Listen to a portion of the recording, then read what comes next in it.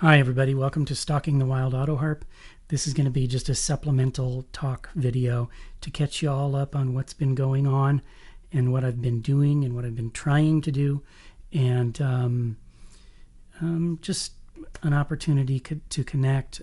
First of all, it's really been amazing seeing the explosion on YouTube of all of the folks sharing their music playing from home, and just taking it all in. It's a little bit overwhelming. And I live in Washington, and we have been all sent home, as many of us have, every place, and for hopefully the short term, but we don't know.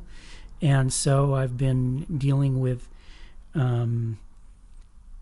I've been looking at the paradigm of putting video onto YouTube and Facebook live, and trying it in private streams and one live stream just to sort of see how it looks.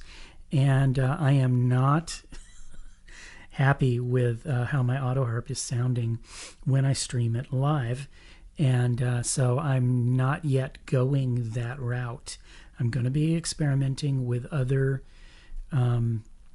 technology and ways of getting it to sound better, and I've got lots of ideas and lots of suggestions, and so I'm not specifically asking for any at this time. I've got a pretty good idea of what I'm going to need to do, but I'm going to have to acquire some gear, and I've made another gear order, and it's taking somewhere like 6 weeks for it to come, and so it's going to be a while before I'm doing stuff live. So hang in there for that. I also have sort of revamped. I did the first quarter doing a video series over on Patreon, and then my Stalking the Wild Autoharp videos here, and it didn't really work out for me. These videos take a lot of time in post-production to edit, and I do mean a lot of time, much longer than they take to shoot. Something to the tune of about 7 hours each. And when I'm working full-time, which obviously right now I'm not doing, but when I'm working full-time, that is too much time to be spending putting up 2 different video series, and especially when one's not getting the views. And so I've sort of revamped what I'm going to be doing, and I'm going to try doing more videos here, right now, recording them like I'm doing now, later hopefully live streaming them.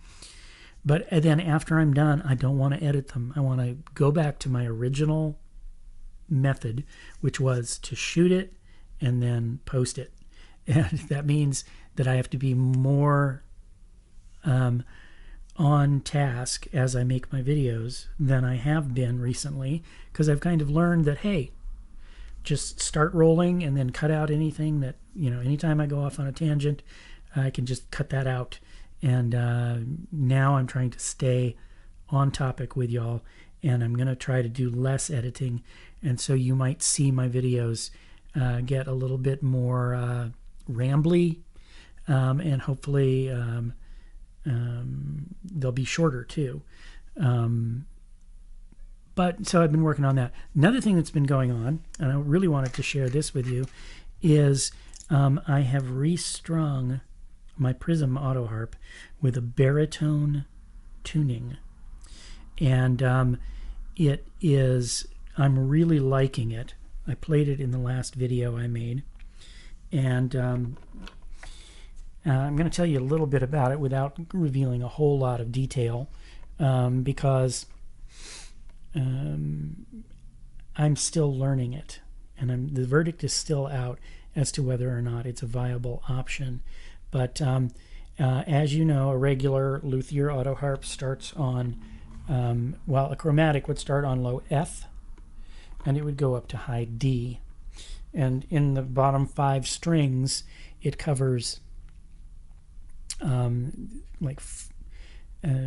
bottom 4 notes cover an octave. Bottom 5 notes cover an octave. And by the time you get to the 6th note, you've got F and F. Well, I've never done that.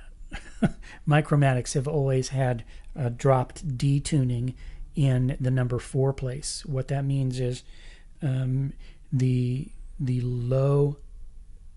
D string at number 4 is dropped an octave, and the E string that's right above it is dropped an octave, and then the A string, which is usually at number 9, is dropped an octave.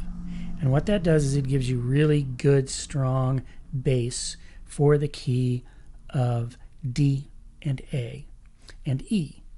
I had gone further than that. For the past several years, I had been using another tuning that had even more strings in the bass, and now I've gone even further. So this is getting quite deep in the bass.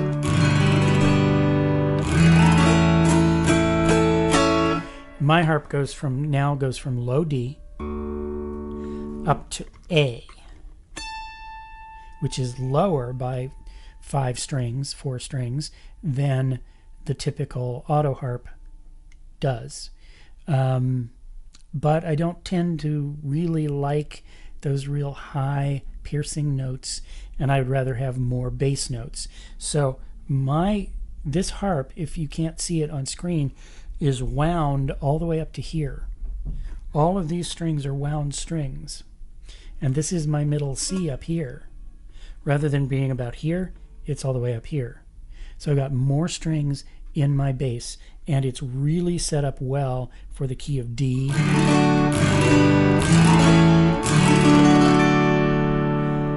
and A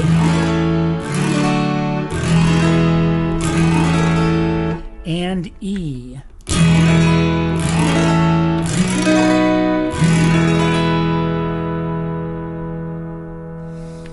And E is my bottommost key, but because I'm playing a Daigle Cascade and because my chord bars are shifted up just a little bit, I can play in the key of E all day, and it does not sound funny, and it does not wear my fingers out.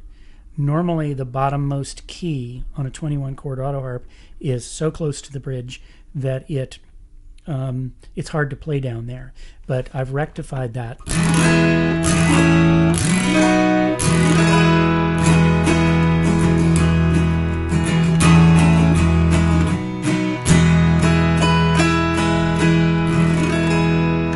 Furthermore, I have real good bass for the key of C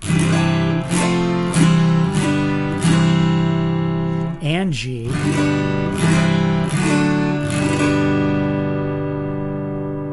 so my 5 keys are C, G, D, A, and E on this Autoharp, and they all have really good bass support.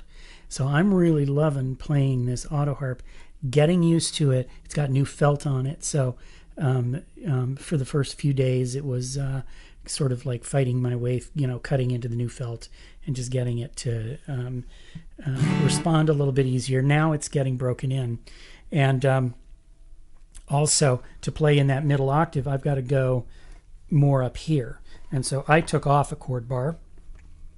So this is now a 20 chord. I've still got that chord bar. I'm carrying it around with me in the case, and I can put it on if I need it. But I'd rather have just a little bit more playing room up at the top end because I'm up there a little bit more often now. So that's just a little bit of sharing about that, and it requires special strings. I had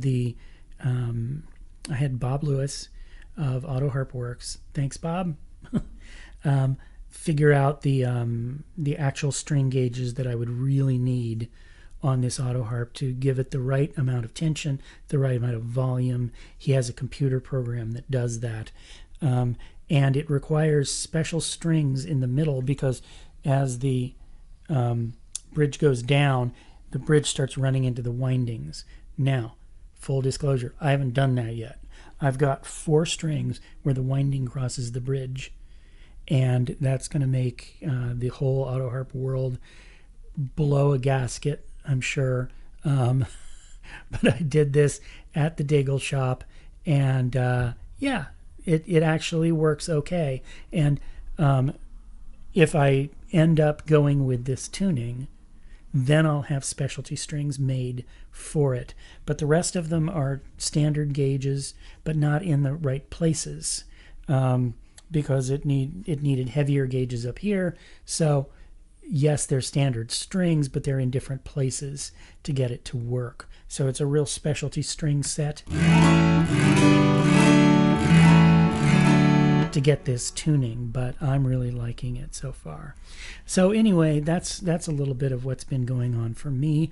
I am looking forward to getting to the place where I can stream live, and maybe even do Stalking the Wild Autoharp that way, because I like sort of putting it out there, having people able to ask questions while I'm doing it, and I like the idea of you can't edit, it's live television, and that would save me some time. But it's got to be easy, and right now it is not easy, and it does not sound good. So I'm skipping that whole thing for right now. That's me. I'm really liking what I see with people doing it so much and sharing their offerings during this shutdown time.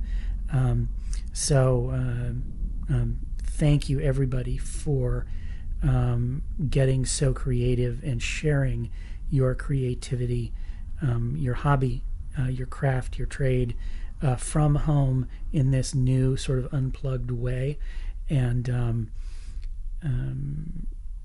let's keep it rolling. We can do this, and we will meet again, as they say. I'm Hal Weeks. Remember that you can take lessons with me privately through Skype.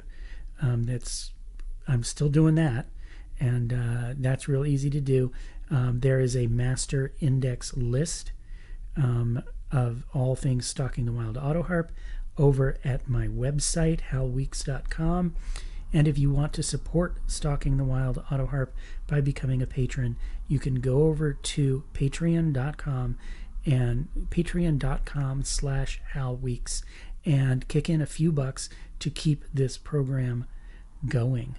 And I always appreciate, especially now when people are signing up. I just had 2 new signups today. And so thank you to my patrons. And I guess that's it for today. So thanks for being viewers, and I'll now return you to your regularly scheduled YouTube. Bye-bye, everybody.